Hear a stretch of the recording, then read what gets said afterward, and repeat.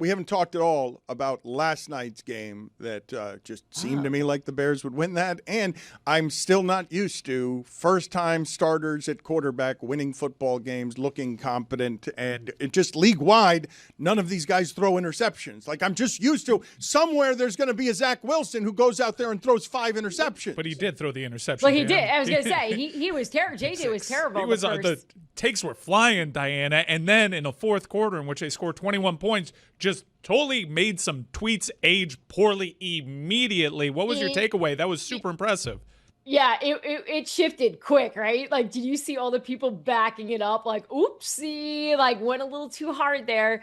And I have my own fun with the Minnesota Vikings fan base anyways, because we had reported a lot in the offseason that there were conversations about possibly bringing in Aaron Rodgers, and fans didn't want to hear it because JJ's the guy. And I spent a lot of time with the Vikings this summer. And look, Kevin O'Connell is sharp. He's obviously a great teacher. He has a true understanding of the position. But he was preaching patience too. Like, JJ McCarthy's never played in an NFL game, and he's coming off an injury. So what he did last night was just absolutely spectacular, and just credit to his moxie. And I just think what he did last night changes the direction of this entire team, because they can say what they want about what they thought of JJ McCarthy before the game, right? Because you heard, how many quotes did you see coming out of Minnesota? If you didn't see him, I'll tell you. It was like he was the chosen one. And it almost felt over the top at times.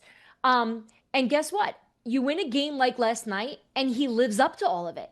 And that changes the dynamic of that locker room and just the way we view this Vikings team, which is a team that is built to win a Super Bowl. Dianna, how close were the Vikings to, instead of going with McCarthy, to either paying Darnold or actually bringing in Rodgers?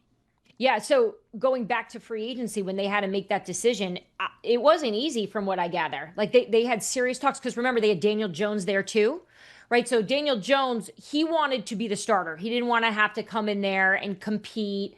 And the Vikings were like, hey, we're going to sign you. Come back here, compete against JJ, and if you win the job, you're the starter.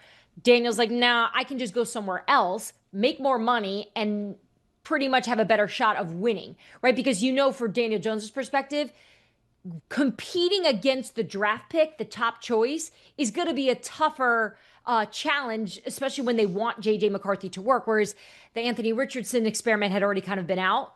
And obviously Daniel Jones seemed to have made the right decision, as did the Colts. As for Sam Darnold, there were definitely tons of discussions. What do you do?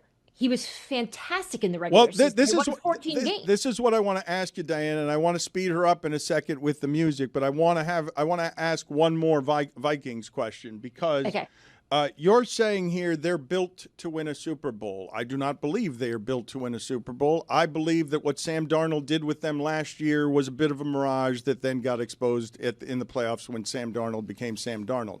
Are you expecting J.J. McCarthy to be better this year than Sam Darnold was last year? Because I'm not. I'm not assuming that J.J. McCarthy in his first year can be better than Sam Darnold. So I don't think the Vikings are any kind of Super Bowl chance. No, I agree with you. I do think there has to be a bit of a patience. At least the fan base needs to be patient here. But when you see what he was able to handle last night in Chicago in the fourth quarter and bouncing back from a pick six, bouncing back from the turnovers and really just a poor performance for 3 quarters and rally his team to win, a guy that just doesn't lose. I don't want to overreact. It's week 1. I get it. But for an organization that put all their chips in, Kevin O'Connell, Kwesi, the ownership, everyone said he's the guy. This gamble seems to be working out based on just this one game. And look at the way Kevin O'Connell can coach. It doesn't really even matter at this point who the quarterback is. He's able to figure out how to run an offense through his quarterback, even if it's a little simple. Because that was some of the criticism here, was that, oh my goodness, unleash this kid. Like, he's got the training wheels on. Well, training wheels came off. All right, so hold on a second. How many people, Dianna, in the league would you assign that trait, which I would believe to be the greatest of all the traits I could ever give a coach? It doesn't matter who his quarterback is. Like, how many people are we giving that to? Shanahan and him? Like, how many others? Andy Reid? Andy Reid. What?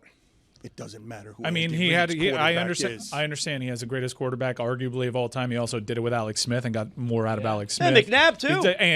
And when McNabb would go out, he would do it with Ty Detmer, Coy Detmer, Doug Peterson. Like, it didn't matter. Chad Henne win a playoff game. Like, yeah.